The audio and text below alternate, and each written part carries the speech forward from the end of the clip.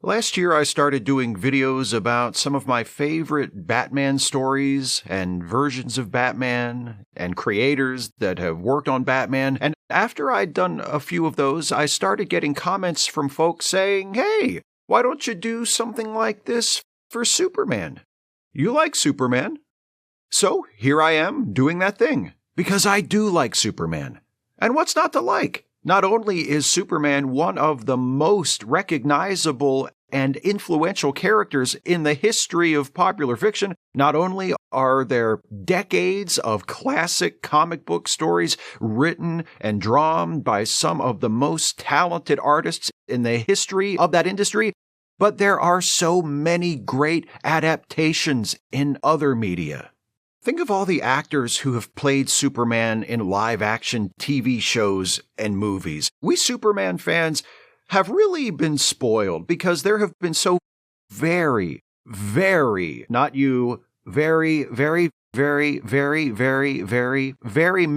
awesome live-action Supermans. Get out of it. No. My subject in this video is an adaptation, not a live-action one, but an animated one. Since I began the Best Batman Ever series by talking about my personal favorite version of Batman, the late 70s run in Detective Comics by Steve Englehart and Marshall Rogers, I figured I'd begin this series by talking about my personal favorite version of Superman, which would be this guy. The shirt was probably a giveaway, huh? Along with the video title and thumbnail. Nevertheless, yes, of all the many varied and wonderful interpretations of Superman to grace pages, speakers, and screens since the character debuted in 1938, my favorite is the one seen in the animated shorts produced by Fleischer Studios. Founded by brothers Dave and Max Fleischer in 1929, Fleischer Studios was best known as the production company behind Betty Boop and Popeye, and a critically and commercially successful feature-length adaptation of Gulliver's Travels. Until 1941, that is, when the studio was hired by Paramount Pictures to produce a series of shorts based on Superman. The Fleischers and their animators were already busy working on their second feature film, Mr. Bug Goes to Town. So busy, in fact, that they were reluctant to accept the Superman project. In order to avoid offending Paramount, the Fleischers offered to produce the Superman shorts for $100,000 per episode, 4 times the budget of one of their Popeye cartoons, hoping Paramount would pass the project on to another, more affordable production company. Instead, Paramount counter-offered with $50,000 per episode, which was still twice the budget of a Popeye cartoon, and by far the biggest payday the Fleischers had ever had. So they took the job. The first Fleischer Studios Superman short, titled simply Superman, also referred to unofficially as The Mad Scientist, debuted in movie theaters in September of 1941. You will rarely, if ever, see a better, clearer, more succinct introduction of a character and demonstration of why that character is worth watching than this 10-minute short.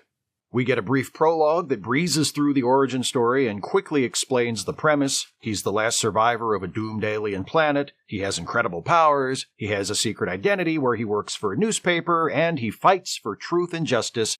Superman. Then we move right into the story of the episode. A mad scientist has written to the Daily Planet, threatening to attack the city with a death ray. Lois Lane, intrepid reporter that she is, blows off Clark Kent and flies to the scientist's island headquarters. Lois can pilot a plane because she's a badass, though not too much of a badass. The mad scientist captures her and ties her to a chair, then uses his death ray to destroy a bridge.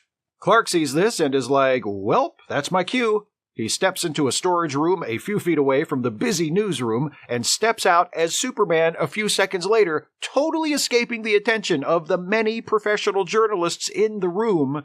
Well, I guess they're distracted by the whole death ray thing. Superman saves the Daily Planet building from being toppled by the death ray, punches the death ray all the way back to its source on the island, ties the barrel in a knot, destroying the death ray, unties Lois, snatches the escaping mad scientist up by the collar, and flies them both to safety, stopping to toss the mad scientist into a jail cell where he will presumably be held pending a fair trial before a jury of his peers. There's a really quick denouement where Perry White congratulates Lois on getting the scoop. Lois says it was all thanks to Superman, and we pan over to Clark at his desk, who turns to camera for a wink and a smile, and that's it. A perfect little Superman story. And when I say perfect, I'm not just speaking casually. The first Fleischer Brothers Superman short is perfect. And if it's not, it's damn close to it. The writing is tight and efficient. The action sequences are imaginative and exciting. Superman punches a death ray to death, for God's sake. The music is rousing and memorable. The voice acting is top-notch. Bud Collyer and Joan Alexander voice Superman and Lois Lane, respectively, roles they also played on the radio. And the animation is absolutely gorgeous. Some of the best work of its kind produced during its era, or any era, and it still holds up today as a stunning technical and artistic achievement. And it's only the first one. In the year that followed, Fleischer Studios released 8 more Superman shorts, each of them a fun and exciting sci-fi action-adventure story brought to brilliant animated life. The Fleischers pit their Superman against a jewel thief who employs an army of giant robots, a dinosaur recently thawed from the Arctic ice, a team of daring criminals who attack using a bullet-shaped flying car, a comet drawn to Earth by a magnetic telescope, an erupting volcano, and more. My personal favorite of the first 9 shorts is $1 Billion Limited, which sees Superman intervening in the attempted hijacking of a train carrying $1 billion in gold to the United States Mint. After thwarting the hijackers, Superman has to pull the train the rest of the way to its destination himself. The action sequences, particularly Superman's saving of the train after it falls into a canyon, are thrilling, and as with all of the Fleischer stuff, gorgeously animated with such attention to detail. I love Superman's body language here, the way he stiffens as he stops the train when it finally arrives at the Mint. $1 Billion Limited combines 2 of my favorite things, Superman and trains. I'm not complicated. Unfortunately, due to a combination of personal issues and financial troubles, that second feature film, Mr. Bug Goes to Town, was such a bomb that Paramount didn't release another animated feature for over 30 years. Dave and Max Fleischer both resigned from the studio that bore their name before they finished all the Superman shorts they'd been contracted to produce. The remains of their production company was reorganized by Paramount into Famous Studios, and another 8 shorts were produced under that banner. The Famous shorts are considered part of the Fleischer series, and the transition is pretty seamless. The style and technical quality are maintained from the original 9 produced under the supervision of the Fleischers, but there is a noticeable and regrettable shift in terms of content. While the original 9 were all fairly lighthearted action-adventure stories, several of the Famous shorts are overt war propaganda. This was 1942, remember. There is no better or worse example of this than the first Superman short released under the Famous Studios banner. This one. I don't even want to say it. What really sucks is that in some ways this is actually a really good short. The climax, which sees Superman having to safely land a massive bomber in the middle of the city, is one of the definitive set pieces of the entire series, actually. One specifically referenced during the outstanding airplane rescue sequence in Superman Returns. But to get to that, you have to sit through a lot of other stuff. Another short, 11th Hour, has Superman in Japan committing acts of sabotage to aid the Allied war effort, and another, Jungle Drums, has Superman taking on Nazis who operate from a secret outpost in Africa. So there's that too.